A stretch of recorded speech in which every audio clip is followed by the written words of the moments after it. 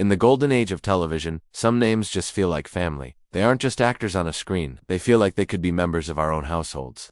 For millions, Richard Thomas, in his iconic role as John Boy Walton, was the perfect example. He was the thoughtful older brother, the aspiring writer with a poetic soul, and the moral compass of a family that stood for the best of American values. For 5 seasons, his gentle voice and earnest eyes guided us through life on Walton's Mountain. He wasn't just a star. He was a cultural touchstone, a symbol of a simpler, more decent time.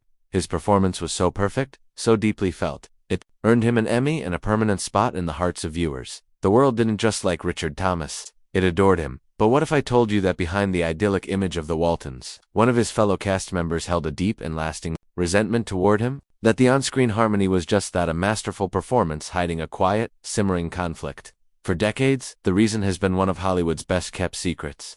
Whispered about, but never fully brought to light. Until now, we're about to reveal who this actor was, and the surprising, almost tragic reason for a bitterness that lasted for years. This isn't a story about a simple on-set spat. It's a story of impossible expectations, a shadow too large to escape, and the crushing weight of trying to replace a television legend. To get the full picture, you first have to understand the phenomenon that was Richard Thomas. Long before he ever set foot on Walton's Mountain, Thomas was already a seasoned pro. Born in Manhattan to ballet dancers, the arts weren't just a career path for him, they were in his blood. He hit Broadway at the tender age of 7, and by his late teens, he was sharing the screen with giants like Paul Newman.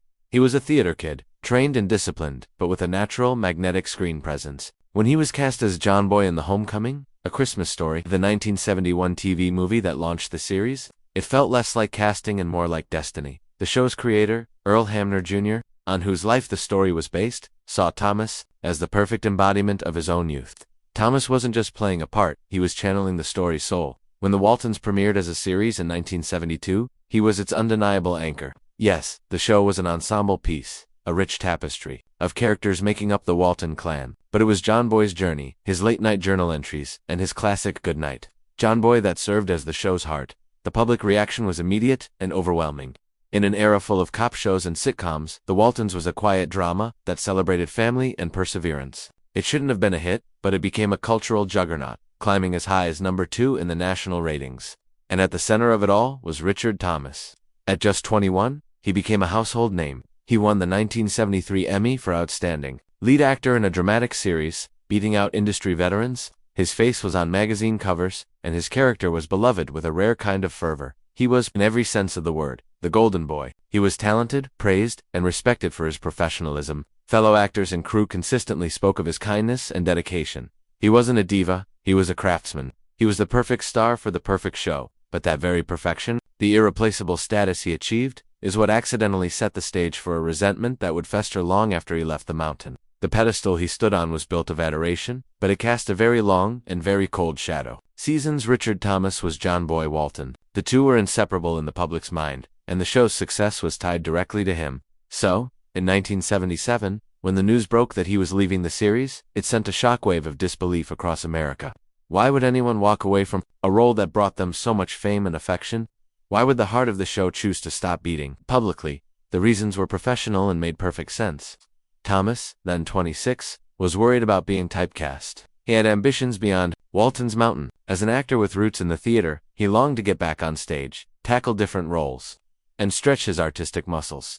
In a 1977 interview, he revealed his departure was planned from the start. When I signed my contract, he said, I decided then that I would remain with the series no longer than 5 years. That's long enough to be tied up with one project. This wasn't an impulsive move, but a calculated one by a serious actor who feared the beloved character of John Boy would become a professional prison. Leaving was emotionally wrenching. The cast of The Waltons was famously close, a real family on and off screen. Thomas later admitted that leaving them felt like abandoning a part of himself. The emotional toll was so great that after filming his final episode, he fell seriously ill for weeks, something he later chalked up to the trauma of his departure. But while his reasons were solid, his exit created a nightmare scenario for the producers. They had just lost their leading man, their narrator, the very soul of their hit show. The character of John Boy was too important to just write off.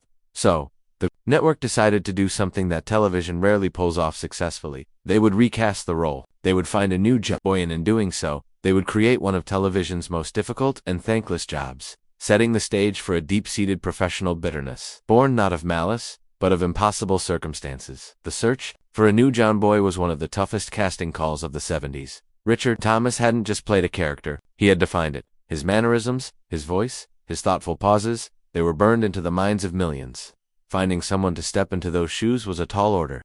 Any new actor, no matter how skilled, was going to be noticed and likely rejected. The role eventually went to Robert Whiteman, a talented theater and film actor. Born in 1952, Whiteman was a capable performer who had a role in the film American Gigolo. On paper, he was a solid choice, but the task he was given was, in hindsight, impossible. He wasn't just asked to play a role. He was asked to embody a character so completely associated with another living actor that any change would feel like a betrayal, while a direct imitation would feel like a cheap copy. From the moment Whiteman first appeared on screen in the show's 8th season, which began in 1979, the deck was stacked against him. He was stepping into a role that had been empty for 2 full seasons, giving audiences plenty of time to solidify their memory of Richard Thomas. The fan reaction wasn't just skeptical. For some, it was outright hostile. Many felt the show was never the same after Thomas left, and Whiteman, through no fault of his own, became the face of that unwelcome change. On set, the atmosphere must have been incredibly difficult. The cast had a deep, familial bond with Thomas. After 5 years together, now they had to build chemistry with a newcomer playing that very same character. While everyone remained professional, the ghost of Richard Thomas lingered in every scene. According to people close to the production, the pressure on Whiteman was immense. He was a pro, committed to doing his best, but he was constantly working in the shadow of a man who wasn't even there. Critics were often unkind, and the general consensus among viewers was a clear preference for the original. He was often described as lacking the soulful quality that Thomas had perfected. In a strange parallel, the character's story took a darker turn during Whiteman's tenure. While Thomas's John Boy was about achieving his dreams, Whiteman's was often about struggle, dealing with the trauma of war and professional rejection. The arc seemed to mirror the actor's own real-life battle, a talented man unable to live up to his predecessor's legacy. The pressure was building, and behind the scenes, it was reportedly starting to curdle into something much darker. For decades, the story just ended there. Thomas left, Whiteman took over, and fans preferred the original. But that simple version hides a more personal truth. The hatred that's been speculated about wasn't a loud, explosive feud. It was a quiet, insidious resentment, born from an impossible situation.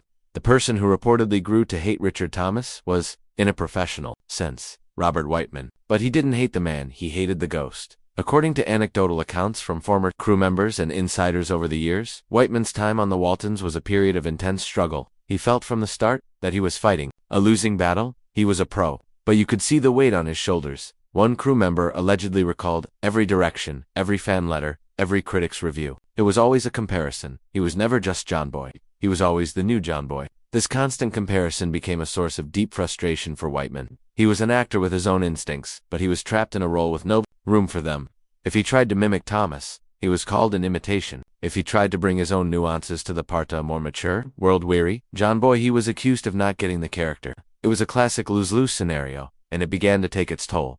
The resentment wasn't personal. The two men barely knew each other. Instead, Whiteman's animosity was reportedly aimed at the towering legacy Thomas left behind, the shadow that eclipsed his work and the phantom presence that haunted the set. An insider once claimed that Whiteman would get visibly tense during scenes that mirrored moments from the show's early years. He felt he was being asked not to act, but to perform a set, to conjure the spirit of the actor the audience really wanted to see. This wasn't typical Hollywood jealousy. It was the frustration of an artist who felt his own talents were being made invisible. He was on one of the most famous shows on TV, and arguably its most thankless role. The hatred was the bitterness of a man who knew that no matter how hard he worked, he could never win. He could never truly be John Boy Walton in the eyes of the world. He was just a placeholder. This feeling was likely compounded by what happened next. After the series ended, Whiteman starred as John Boy in 3 TV movies in 1982, A Day for Thanks on Walton's Mountain, Mother's Day on Walton's Mountain, and A Wedding on Walton's Mountain. But when the bigger reunion movies were made, in the 1990s, Richard Thomas returned to the role.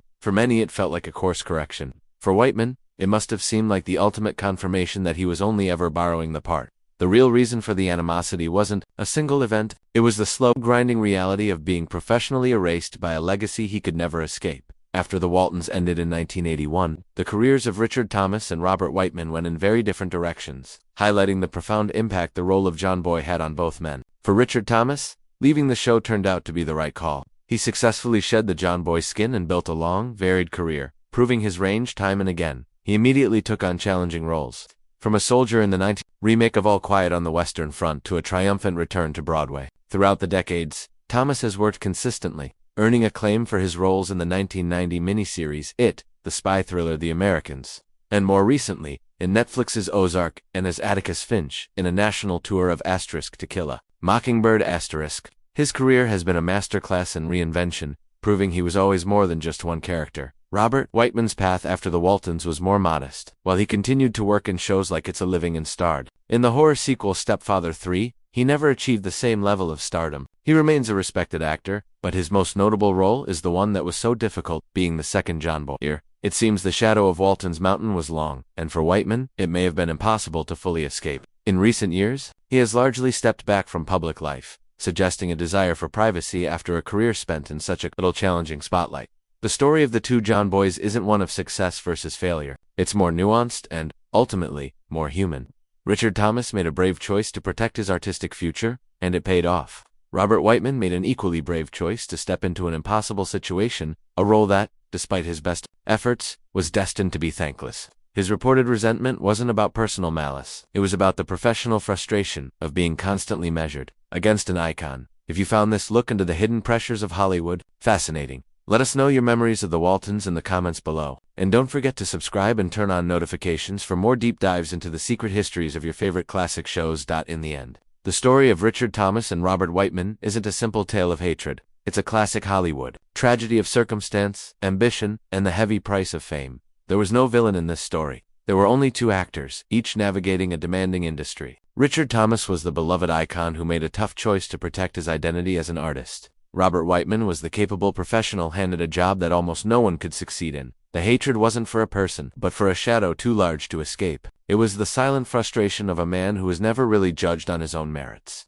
It's a poignant reminder that behind the wholesome shows we love, real people are dealing with immense pressure and the often painful realities of their careers. The story of Walton's Mountain is one of family and love, but the story behind its most famous character is a more somber look at what it truly means to follow a legend.